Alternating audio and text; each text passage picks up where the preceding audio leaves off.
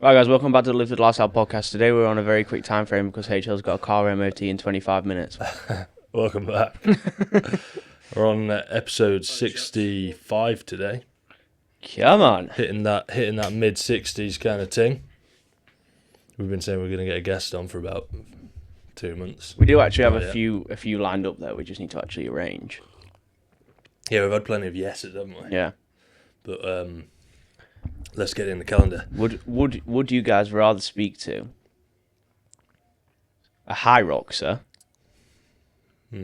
or two professional bodybuilders? Oh yeah. Yeah, I don't think they actually are. I think they've retired. Oh really? That would be quite Yeah. interesting actually. I'd like to know the reasoning behind that. So two professional bodybuilders, so there'd be four on, or a high roxer. It's We can give you both, but we need to it's decide Nick which Bear first. or Chris Bumstead Yeah. Chris Bumstead and Ryan Terry at the same are time. the duo that we're going to They get. don't really deserve their own pods. So No. yeah. Fucking both pretty washed. So both pretty washed Get both in individuals. at the same time. Yeah, we will get that organised. We'll maybe drop a message over the next few days. Today we've got a Q&A as always. We've been doing quite a lot of these, but generally they're quite fun. So, let's Very freaking enjoyable. kick it off. You want to go first? Yeah, I'll go first. You might as well. If you could only train twice per week, what split would you do? Full body Yeah, probably. I mean, or upper lower. first question I'd ask is, can you actually only train twice a week? Yeah. I mean, realistically, 99% of people can probably train more than twice a week. I think the jump from 2 to 3 is like so big from a progress Yeah. perspective that most of the time it just is Makes more sense. very worthwhile. Yeah. Um, That was a quick answer. we can dive into it a little bit. Have a look at your calendar and see what fits in. If you generally can only train twice a week, then fair enough. Most people that say they can train twice a week, if you're training on a weekday, you've probably got lots of other weekdays that are also the exact same. Exact same, yeah. With work and Unless things. you've got like 5 kids, then I suspect you can train 3 times a week. Yeah. I even think then, like, you probably can still train 3 times a week. Most people think they can only train twice, or the people that think they can only train twice is because their routine is so bad. Yeah. And I get it's easy for us to say that because we're not got 5 kids. Thank God. But I think people probably use the kids as an excuse. Yeah. To some degree, I get obviously it takes a lot of time. I've but got no experience in that No. matter, so it's hard yeah, to say. I could Isn't be it? completely wrong. But I think you look at like what's his name?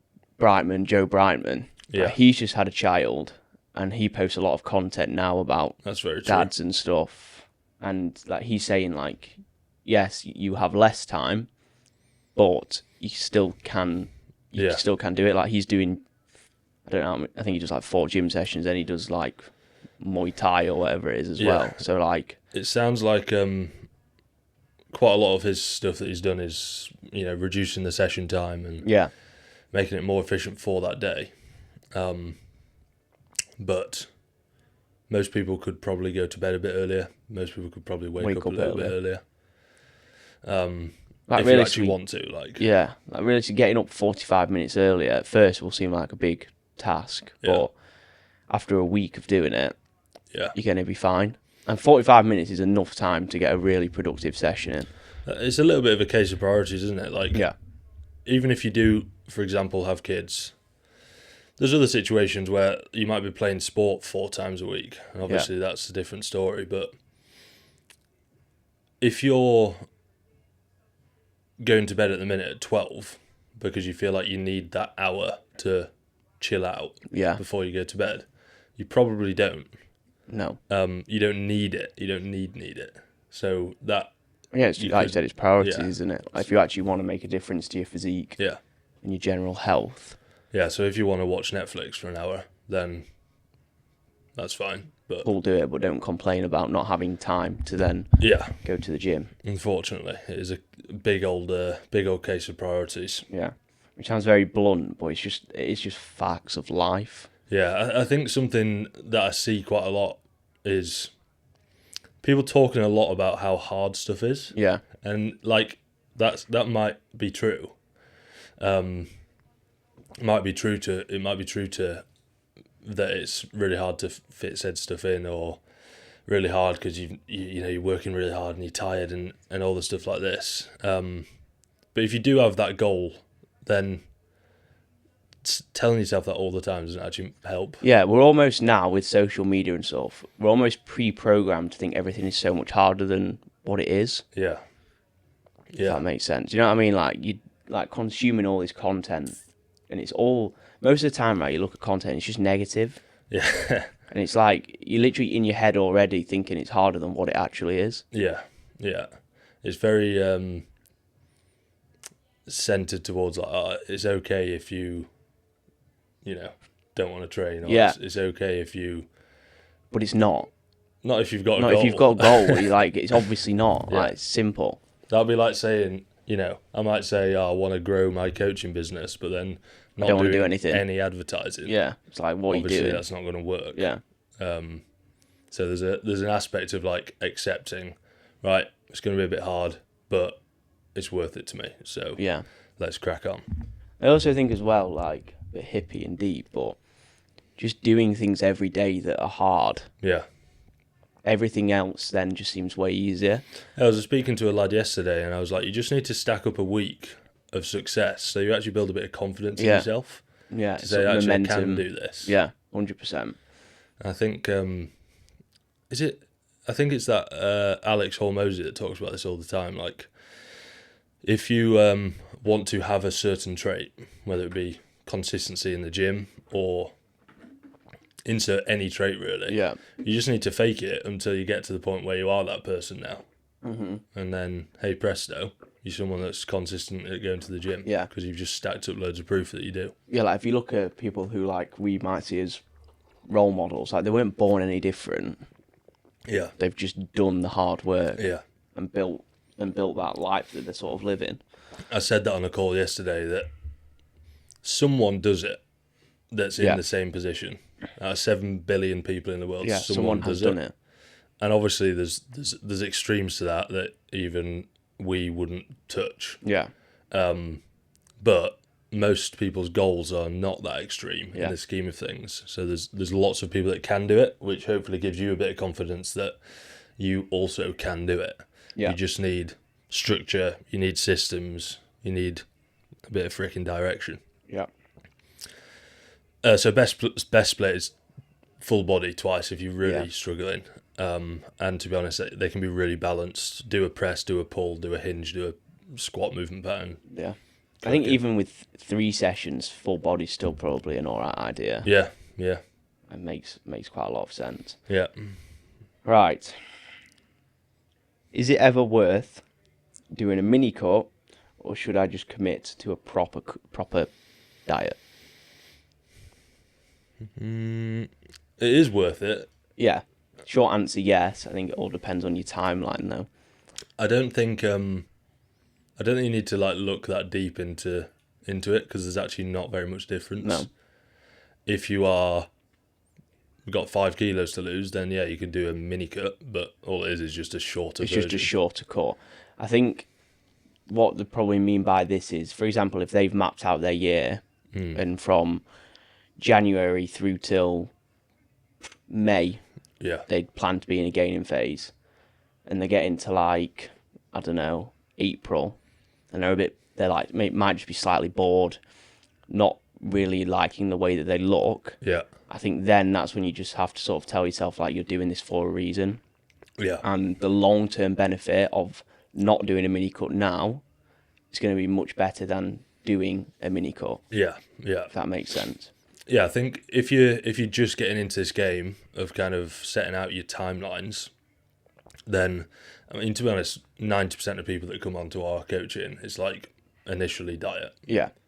The vast majority. Yeah, because most people need just a better starting point to grow muscle from. So once you've completed that and you are now lean, it's a case of, right, would I rather push up for 9 months and diet for 3 or 4, which is roughly what I do. Like I'm not that bothered about being lean in the winter.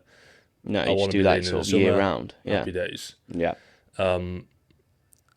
Option 2 is just to divide that by 2 and go, right, let me push up for 4.5 months and Slight then pullback. diet for 2. Yeah.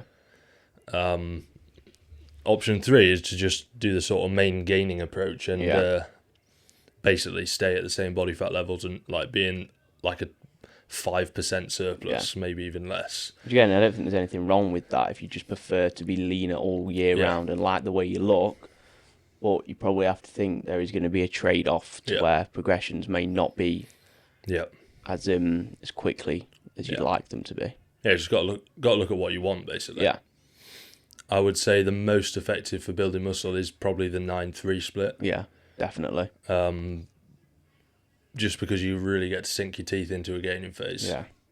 Like realistically, if you were to do a gaining phase for like 4 months, do you think you'd be surpassing previous numbers like substantially? Not really. Not really. Maybe on a few things, but nothing major. So then you have to think, is my physique going to be much different when I diet down? Yeah. No, probably not. Yeah. Like I feel my gaining phase has only really started to be like hyper productive the last couple of months. Yeah. Yeah. And before that it was just like, gradually increase my food, getting some progress in the gym, nothing major. Yeah. But then all of a sudden you break a certain body weight, you're feeling really strong, then it starts like making to really a big difference. accelerate. Yeah, and you're obviously never going to get to that point. Yeah. If you just push it up for 4 months, then pulling back, pushing up for 4 months, pulling back. Yeah. Well, again, like it's personal preference, isn't it? Yeah. I imagine I'll do that at some point. Yeah. But at the minute it's still like, well, I need a lot more muscle for my frame, so it makes more sense to be in a surplus for as long as you can. I also like eating, so like yeah, like would you really want to diet every 4 months? I feel like it would come around like that. Yeah. Well, think about how quick your gaining phase has gone. Yeah. Like it's crazy. Yeah. Yeah. You start dieting soon. Yeah, not long now, man. Was it 2 weeks? 2 weeks away. 2 weeks yesterday. Yeah. You've got to start on a Monday. Yeah. It's got to be a Monday, otherwise you're tapped. Yeah, I'm looking forward to it, to be fair. Yeah. I think I've this week hit like a couple of big things that I wanted to in the gym. Yeah. Like stacking the lateral raise. Did that yesterday. It's cooking. DB press, taking the next jump up, so it's 45s next week. I'm happy about that. Yeah. Leg press, about to do, coming up to 4 plates. Yeah, and that's a lot on that leg press. Yeah, so that's a decent amount. They were kind of like my key things that I wanted to try and tick off. So hopefully I'll really solidify that over the next 2 weeks, and then like happy days. I feel like I've done the gaining phase justice. Yeah, done it right. We'll be a lot stronger than what you were. Yeah, I'm pretty sure. Like for example, the leg press. When we first went on that leg press, but we're doing like 2.5. Yeah. So. I started with 3 without the dead stop on the pins or the touch on the pins, and then realised my range of motion wasn't that great, so then I put the pins in place, made sure that was consistent, and then since then added probably 40 kilos, something like that. I was having such a good run on that leg press where I was adding like 2.5 every week, just progressing. Yeah. And I haven't done it now in probably closer to like 2 months. Yeah, because of the back. Yeah, but actually, I was thinking this morning, it actually feels alright, so I might try and do it, but just do like a continuous set. Yeah. Like 12 to 15, potentially paused. Even if I have to go really light, like I'm not bothered because I know I can get so much stimulus from the leg press. I don't need to do like a stupid low rep set. So I think I'll give it a go today. Cooking, man. Nice to have you back. Really relevant, but yeah. Your turn. Top 5 meals for building muscle. There's freaking quite a lot of meals that they can build muscle. It's plug time. Oh shit, yeah. Good plug. Just get the OC recipe cookbook. How do they get it? Probably Instagram. Leave a comment on this video. Nah, because then we can't message them. Yeah, true. Fuck. Scroll down below, click either mine or Leo's Instagram, and ask for the OC cookbook. Yeah, or recipe book. Yeah. Just put me one recipe. There's I think there's about 20 different recipes on there that are like. Yeah. The thing I hate about cookbooks is when it's got 3 million ingredients. I'm just like, I'm not going to make. You're not going to do it, are you? Yeah. So this is like, it's not super simple, but it's like definitely on the side of simple to make, very easy. Yeah. You'll probably have all the ingredients anyway. Agreed. Approved. Approved. Is that question done? Just get the OC cookbook. Well, yeah, you could do that. I mean, a general good structure that I run is like, if you're trying to, you want to bump your protein nice and high, my meal plan, for example, always stays as something along the lines of protein oats, some sort of chicken meal, some sort of beef/fish meal, like pasta or, That's a nice fish. bolognese, or I'll have like salmon pasta, salmon beef and or rice. fish, something like pasta. Right, okay. Right. Pasta with beef I'm or fish. slightly confused here. Pasta with beef or fish. And then I'll finish the day with some yogurt and fruit. Like, Yeah, same for me. does the job so easily, doesn't it? Lean meat, some potentially red meat, yogurt, eggs, Yeah, whey, yeah. oats. I Pretty think standard, but I think... Sorry, go on. I was just gonna say there's a lot that can go into a meal plan. But like everything in this game, just start with the basics of right. These meals are gonna hit my protein and my calories. Then you can start diving deeper and deeper and deeper. I was going to say, like, similar. I think if you're just starting out trying to get a meal plan together, don't try and make it, like, so OTT. Yeah. Just get good at eating the stuff that works. Yeah. And being consistent with it. And then you can start trying to do things to the meal to make it potentially taste nicer. Yeah, you don't want it to taste like shit, but like, actually just get good at eating whole foods. Yeah. Because majority of people don't do that. I said that to a lad I was on a call with yesterday. Like, his meals are pretty good right now. There's still some stuff in there that's purely for ease, like a meal deal that's high in protein and all that sort of stuff. But I sort of said, like, I still think there's a little bit to go in terms of consistency before we start diving into how can we like optimize the micronutrition side of things. Yeah. And all that, like, you got to be patient with taking the steps upwards. Yeah. But step one is just having something that you can be consistent with. Approved. Yeah, approved. Next cue.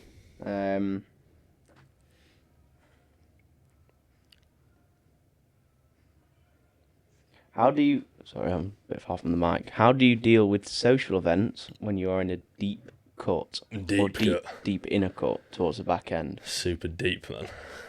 I think, for me, from a personal perspective, this comes down, again, to prioritization. Okay? If I'm deep in a cut, do I really want to sacrifice the progress I'm making for a social occasion? So for me, a lot of the time, I will just not bother going. But for some people, they obviously won't want to do that. And it's not like you're going to go on this social occasion and ruin all your progress. Like, it's not going to happen. Yeah. So I think the main thing, if you're in a cut, you could look to bank calories throughout the rest of the week. So eat a little bit less. You've got a bit more wiggle room. On the day, increase your expenditure slightly. You don't need to go and do like 4 hours of cardio because it's not going to do much. And you're just going to be absolutely fudged. Another mistake I think people make is on the day of a social event is almost starving themselves. Yeah.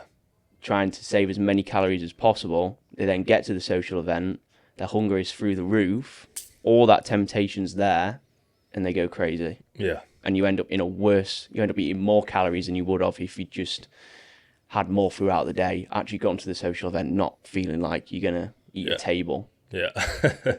So, yeah. Yeah, I think, again, it's like so goal dependent for you, which is really the extremes of physique development going into a contest prep.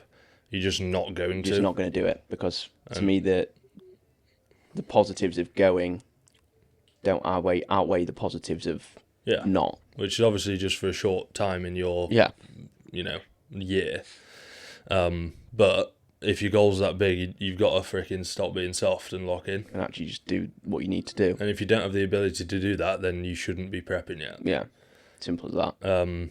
For me, like I want to get into really good nick, but I'm not competing. So throughout my diet, if I've got a meal at the weekend, I'll be pulling back a little bit more aggressive throughout the week, and then my general structure for the actual day is like, again, Greek yogurt and fruit in the morning. I might have like a chicken salad or a tuna salad, something like that. My calories are sub 1,000 probably before I go out for a meal. And you're still pretty satiated. And then on that meal, I'll be basically just limiting carbohydrates and fats where I can.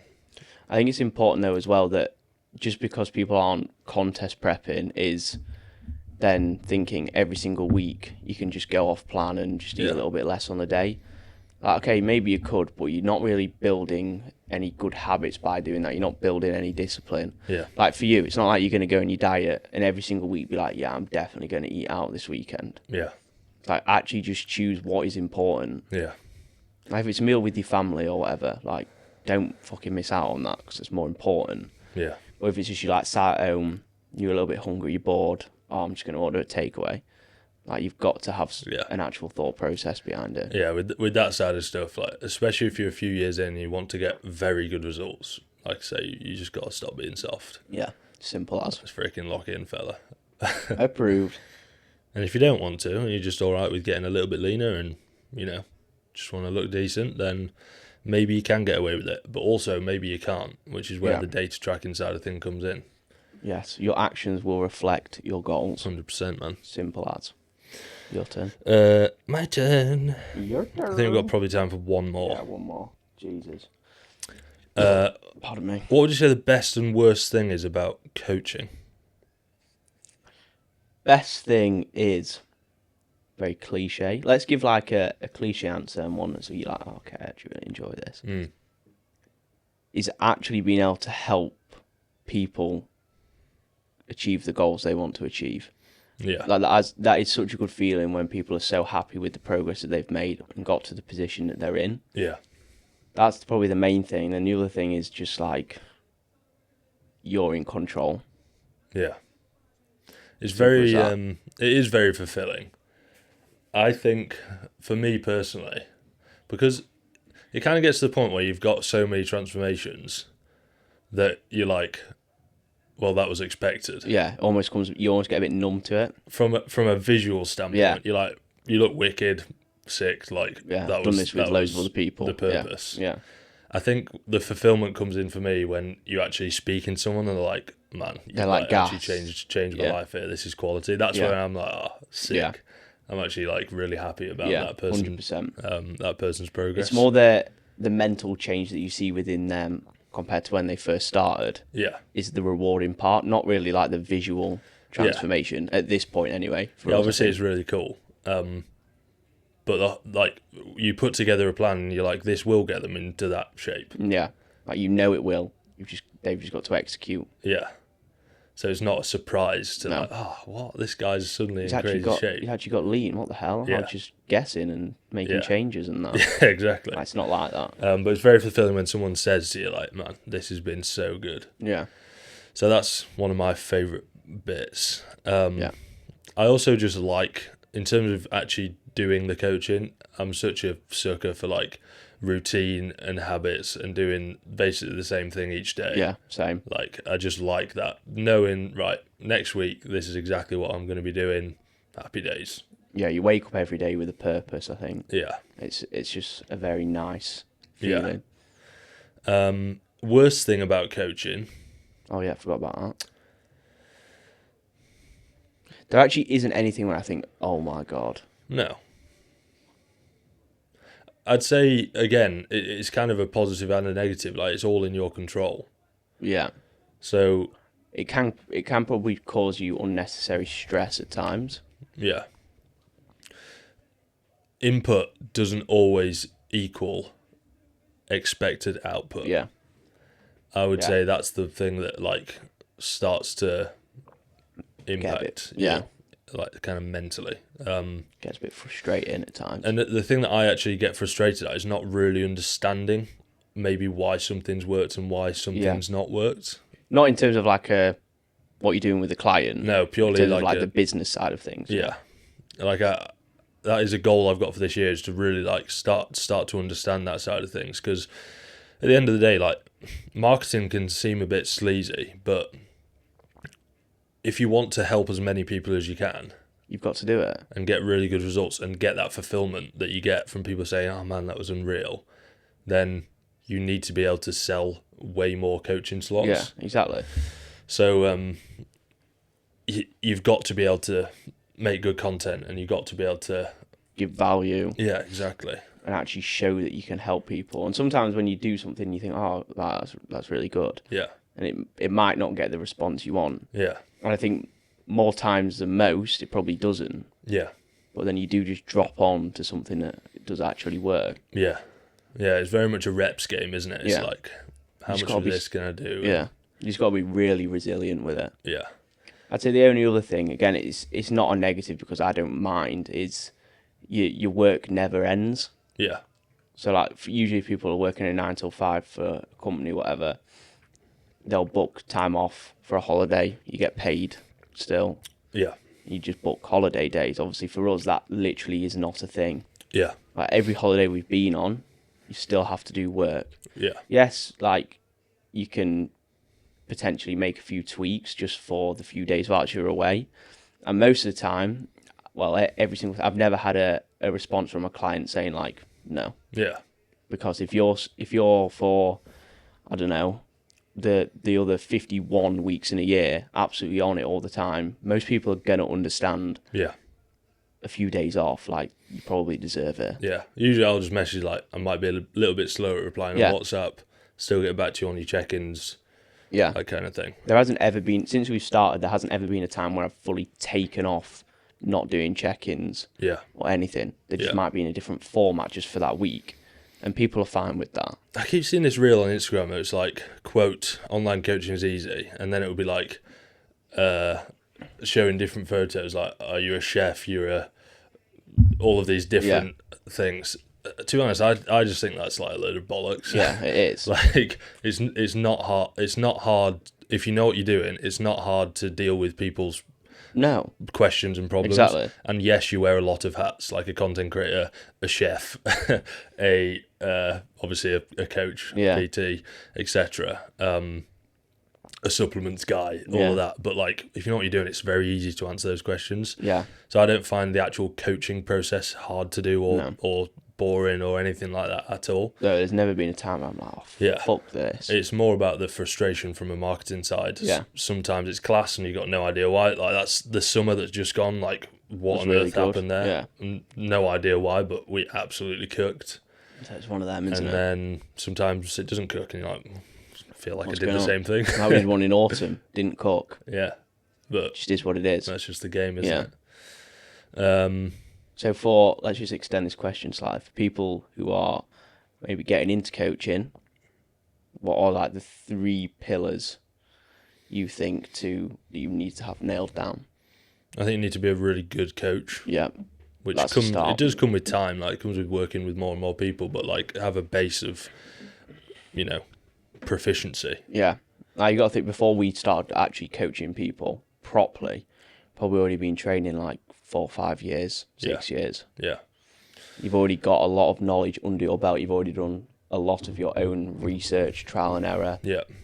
And you just sort of get to understand what works. If you're someone who's been training for 7 months, right, and you're a genetic freak and you've grown loads of muscle, yeah, that doesn't mean you're automatically going to be a really good coach. Yeah.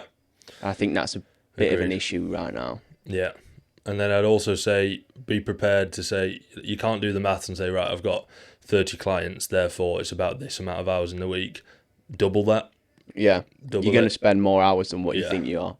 And then, like, first few years, you're probably not going to cook. Yeah. So be prepared to be a bit of a brokey. You're not just going to start coaching and be a millionaire. Yeah. I think people think that now. Yeah. Yeah. And just be prepared to, like, put the work in. Yeah. Like I said, the biggest thing we've done is getting our calendar sorted where it's like, right, this is what we do on a weekly basis. Yeah. This is when we're messaging our clients. This is when we're getting back to people. This is when we're doing content. This is when we're doing the pod. All of that has to be so regimented, or else you just don't get what you need to do done. Like, when was the last time we didn't do a pod on a Tuesday morning? Yeah. Don't remember. It just doesn't happen. Yeah. So yeah, fricking get cooking, fellas. Come on. We'll leave the pod there. Hope Yeah. you enjoyed episode 65, and we'll see you next Tuesday. I'm going to go take my car to the MOT. And I'm going to just follow him because now I'm an Uber driver apparently. See ya. Great.